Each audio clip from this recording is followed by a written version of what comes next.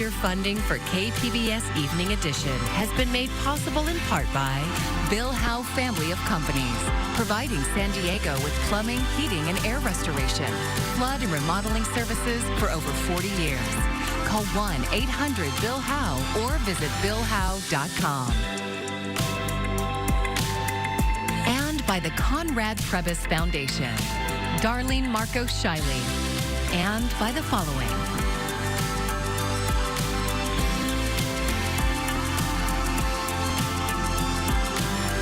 And by viewers like you. Thank you.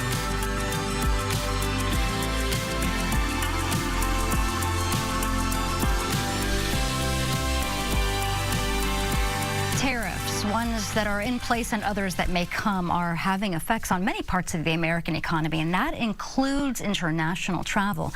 Thank you for joining us. I'm Maya Trabulsi, and earlier this week, California tourism officials said that there has already been a sharp year-over-year decline in non-resident arrivals in February and March. But so far, San Diego is bucking that trend. And KPBS reporter John Carroll is live at San Diego International Airport with news of new international service at the airport. John. Hey Maya, today KLM Royal Dutch Airlines became the latest carrier to offer service to San Diego.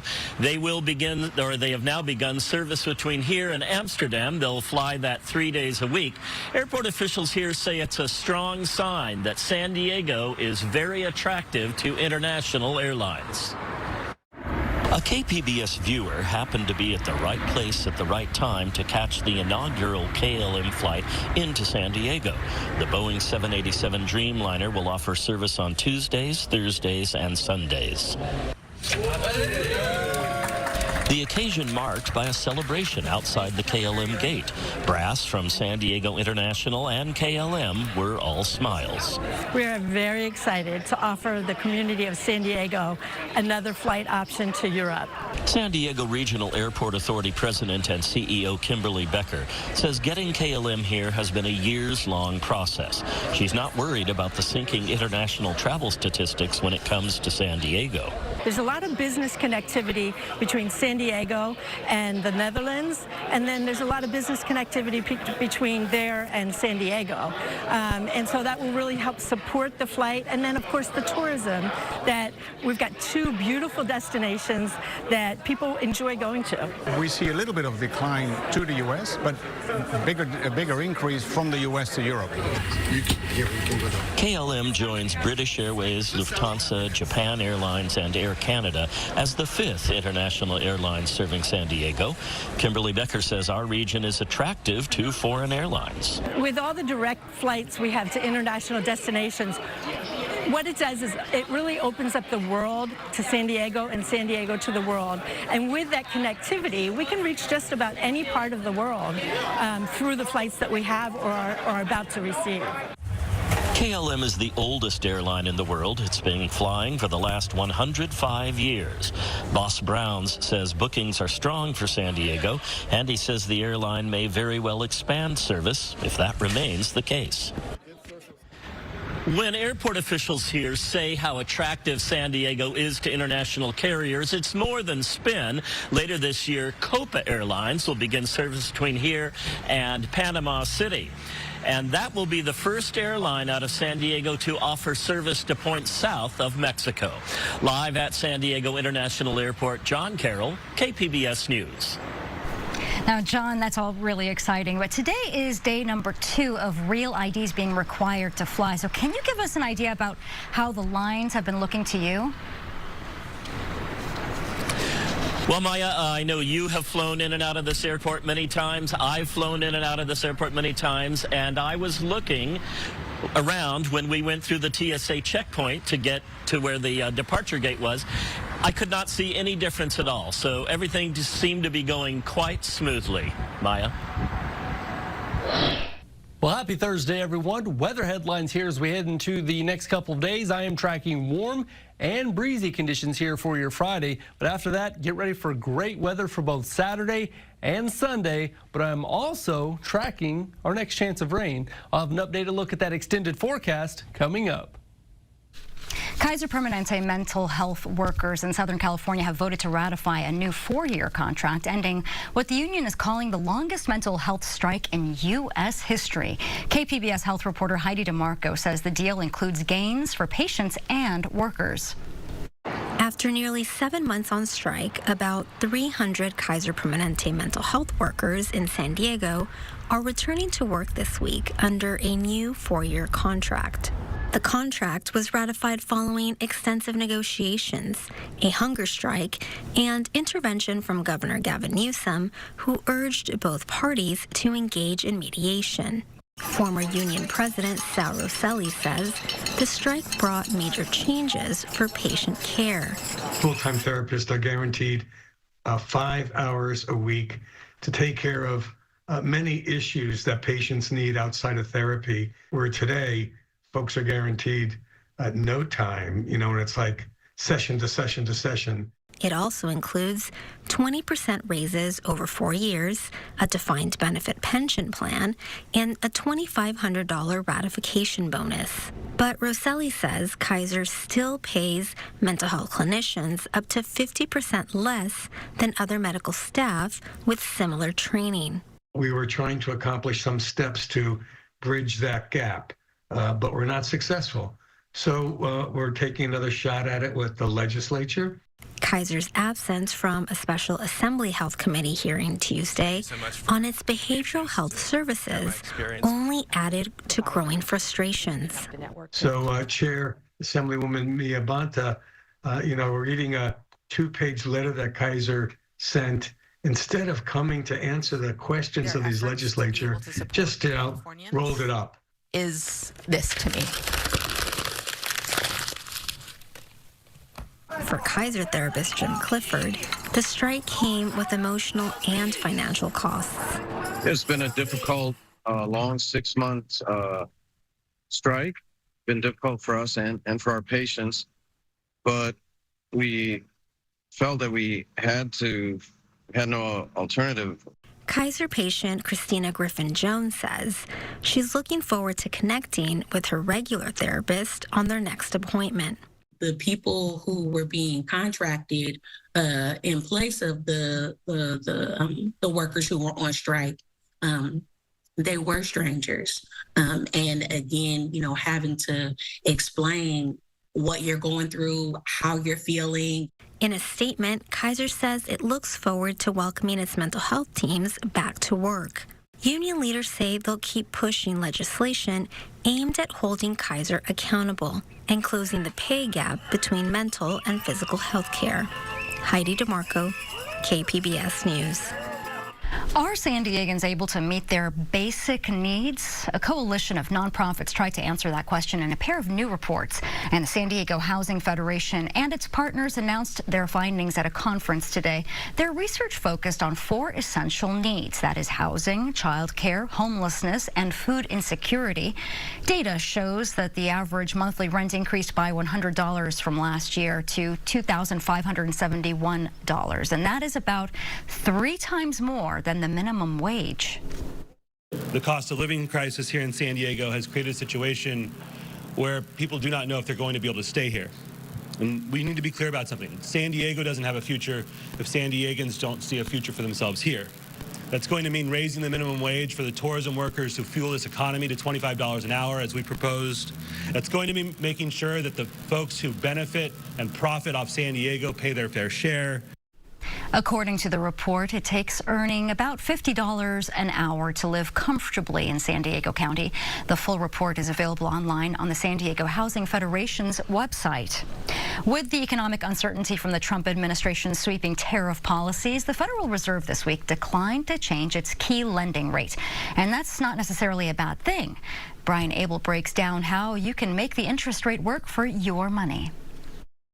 For the time being, we're well positioned to wait for greater clarity before considering any adjustments to our policy stance. Federal Reserve Chair Jerome Powell on Wednesday, keeping the Fed's benchmark lending rate right where it is for now, amid uncertainty over how the Trump administration's tariff policies will impact the economy down the road. If the large increases in tariffs that have been announced are sustained, they're likely to generate a rise in inflation, a slowdown in economic growth, and an increase in unemployment. With so much confusion over what comes next for the economy, financial analysts say now is the time to prepare. This is a good time for savers. Bankrate's Greg McBride recommends stashing your cash in federally insured online high-yield savings accounts. Many of them are available nationwide with low or no minimum deposit, and they offer very competitive yields that right now are above 4%, above the rate of inflation. All bank savings rates will fall if the Fed lowers its benchmark rate later this year. So getting that 4+% now instead of the 0.1% offered by most in-person banks is crucial. For longer-term investments, McBride says you can take a bit more risk. You can put that money more heavily tilted towards stocks. But for those near-term goals, any money you're going to need in the next 5 years, it can't be in stocks. It's got to be in very safe, secure investments. In Washington, Brian Abel reporting. Now, this may be surprising to some, but research is showing that Americans are drinking less wine. KPBS North County reporter Alexander Nguyen has a look at what that means for San Diego's wine industry. There's still quite a bit of growth available for San Diego wines. Mike Effenberger owns his boutique Michael Winery in Escondido. He produces around 1,200 bottles a year. People, I think, end up getting a little bit more of a curated experience. And despite the softening sales last year compared to 2023, Effenberger says there's room to grow. People are finally understanding that, yeah, there's some good wine being made in San Diego County.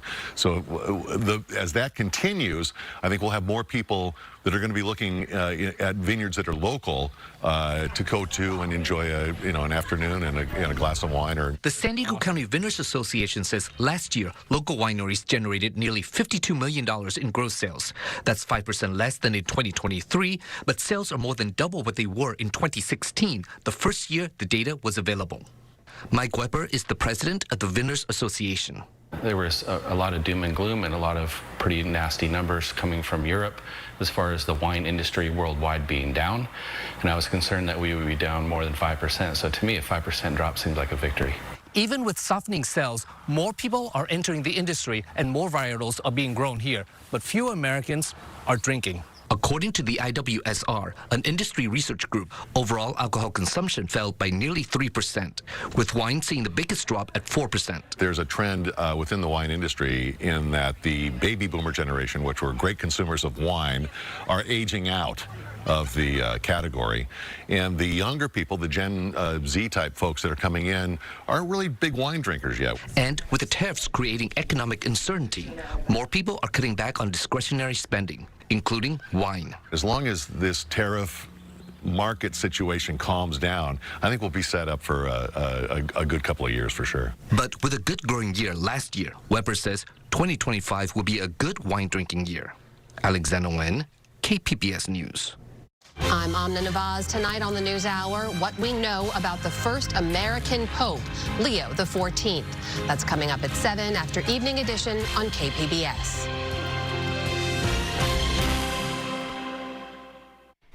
After 2 days of voting in the conclave in Vatican City, the first American pope in history has been elected. The new pope, Robert Prevost, will be known as Pope Leo XIV. Barbie Nadeau has more. History made, the first ever American elected as the 267th Pope. A plume of white smoke rising above the Sistine Chapel, a signal that 133 voting cardinals have elected the new pontiff. The bells of St. Peter's Basilica welcoming the news. News that thousands in St. Peter's Square, Vatican City, and around the world have been anticipating during the 2 days of the conclave. There's so much hope. It's exciting. It's exciting to see, to be here, to know that now we have a pope.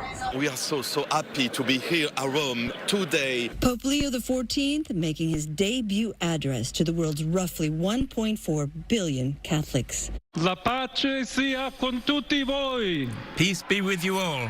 Reporting from Rome, I'm Barbie Nadeau. The CEO of San Diego Youth Services is cycling down California and into retirement. KPBS reporter Katie Hyson says he's calling it one more adventure to raise money for San Diego's largest provider of homeless youth services.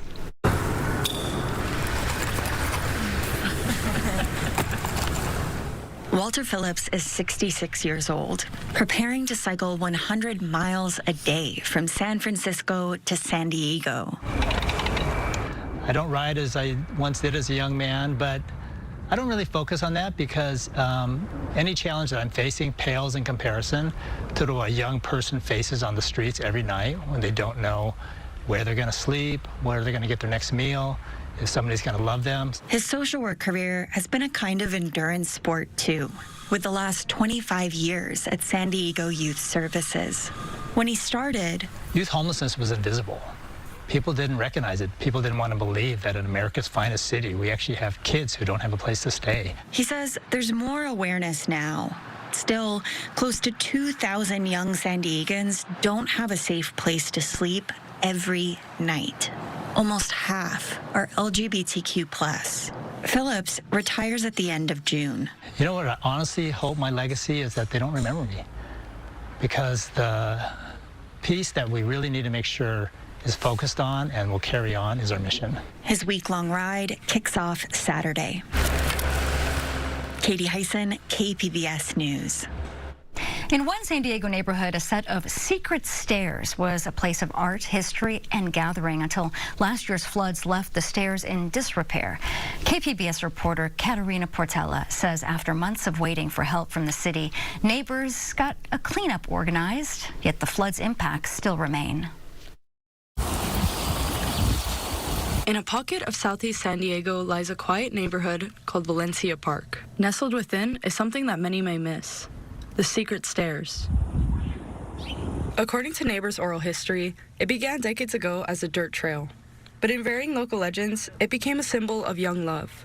In the story, a man walked along the trail every day after work, picking poppies to bring to his wife. Eventually, stairs were built, and they became well used by the community, to be known as the Balboa Park Secret Stairs. I used to walk these stairs to go to Morris High School.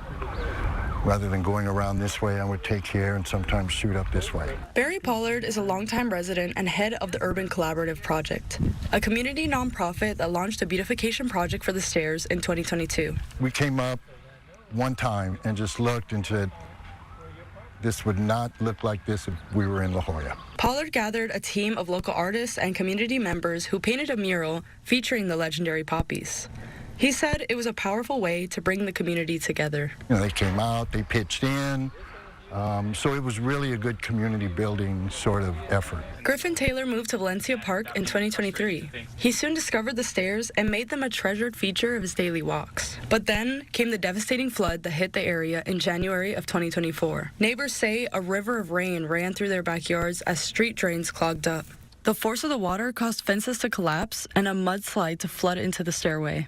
I drove to work the next day and it was like destruction, you know. It wasn't just like, oh, it rained and there was a little flooding. It was like, you know, the fences were falling over.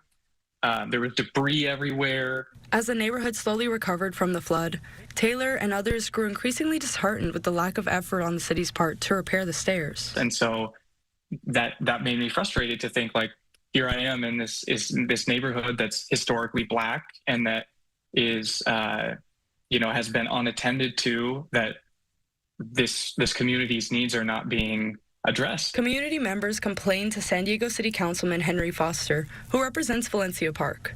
Foster said the ultimate responsibility for the stairs maintenance lies with Mayor Todd Gloria. Gloria spokeswoman Rachel Lang told KPBS that a city community engagement specialist reviewed the complaints.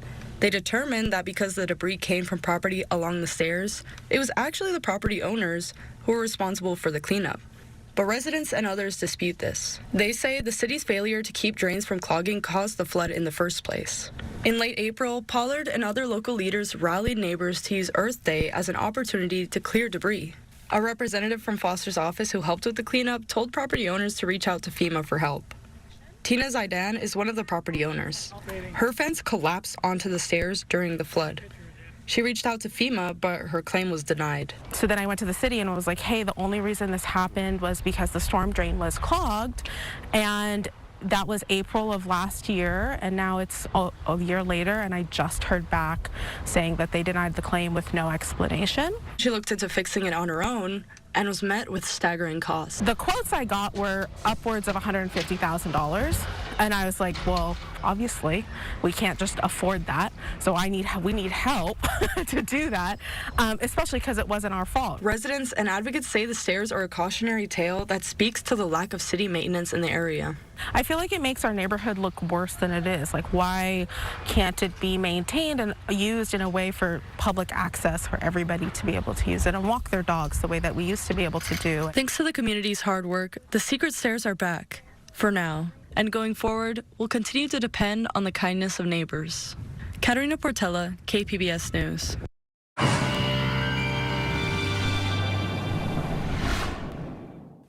Well, as we head into tonight, I will be tracking low clouds near the coast, but for the most part, we'll see clearing skies here as the sun comes up. Overnight temperatures are primarily going to be in the mid to upper 50s, so pretty mild here as we head near Friday morning. Across the rest of the region, you can see primarily a mix of low to mid 50s here for overnight lows. We'll see 57 tonight for Oceanside and Camp Pendleton. We'll see some 40s across the higher elevations, some 60s as well. So overall, temperature-wise, it'll be a nice start here for your finally Friday. Heading throughout the day on Friday, whatever cloud coverage we have in the morning is going to quickly go away here by about 9 a.m. Friday morning. We're going to see nothing but sunshine here across the majority of Southern California. And those sunny skies are going to stick around even as we head into the afternoon hours. 5 o'clock Friday afternoon, everyone's favorite time of the week.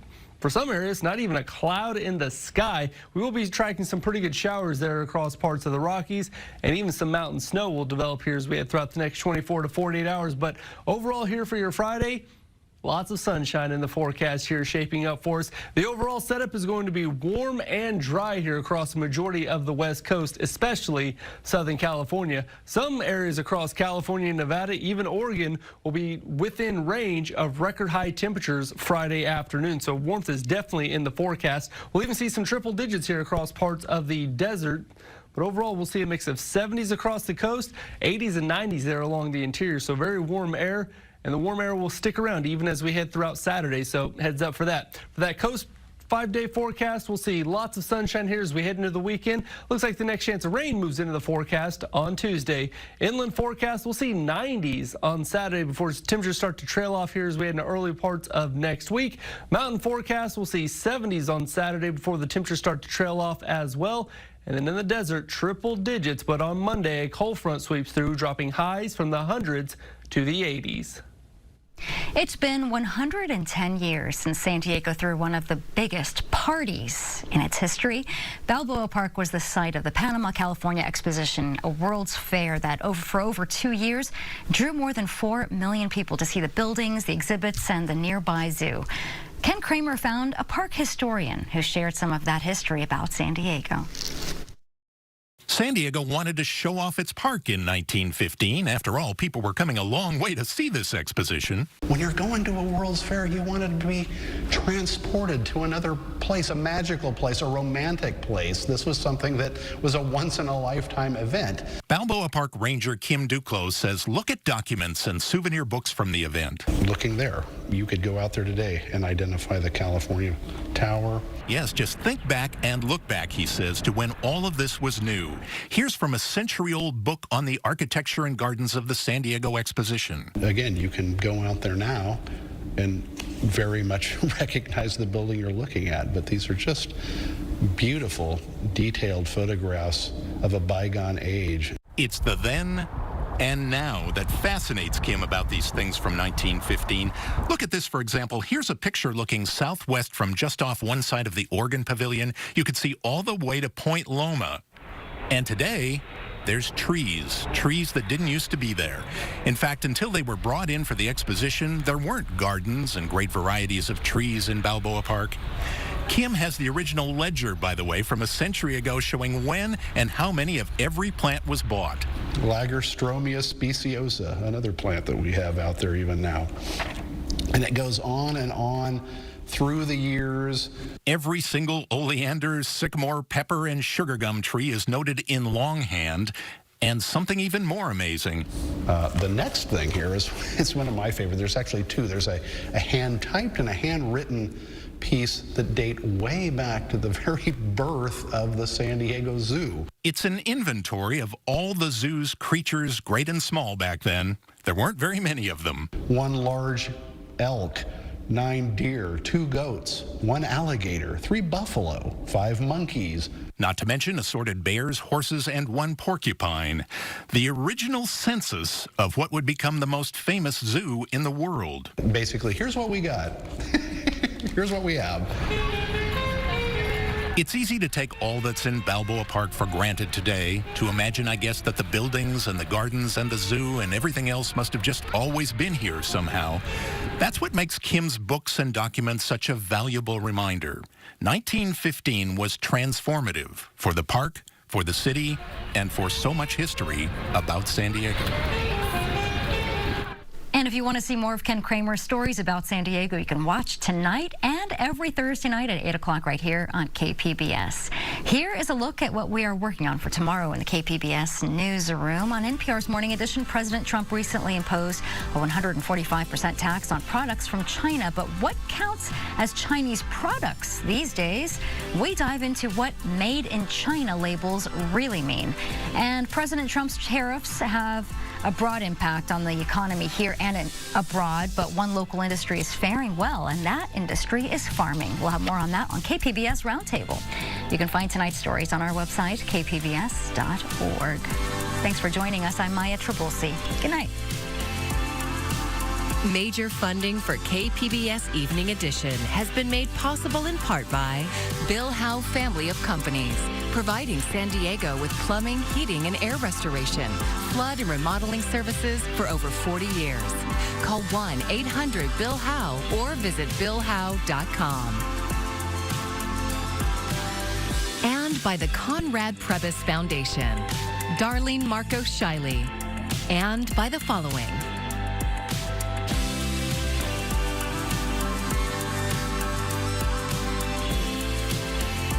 By viewers like you. Thank you.